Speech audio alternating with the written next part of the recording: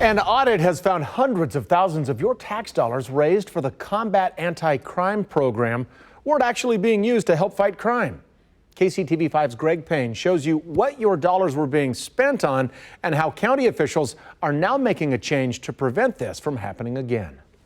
Combat is a gem for Jackson County. Combat is an organization that's goal is to help clean the streets of Jackson County from drugs since the 1980s. This quarter-cent sales tax is critical to this community so that we can function and manage crime and drug treatment and focus on prevention. Originally, the Jackson County executive oversaw the group, but that all changed in September of 2018 when the Jackson County judge ruled that the Jackson County legislature can make Peters Baker oversee the group. It took about a year and about $200,000 of tax dollars to go ahead and move Combat to my oversight.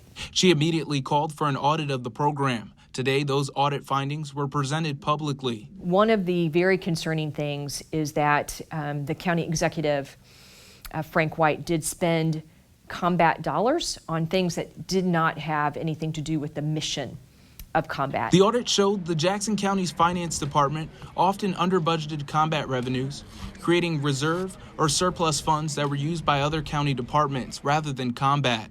Combat funds were also used to pay employees who appeared to have little to do with Combat.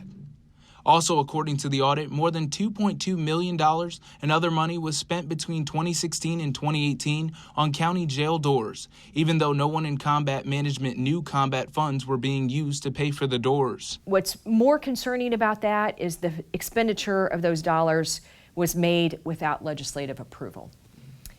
And we can never do that. That should not happen. But Peters Baker says those incidents are now in the past and will remain in the past. These dollars are going to be spent on the mission of Combat. Now, we did try to get in contact with the county in order to get a response to the audit, but they have not responded back yet. Reporting here in Kansas City, I'm Greg Payne for KCTV5 News.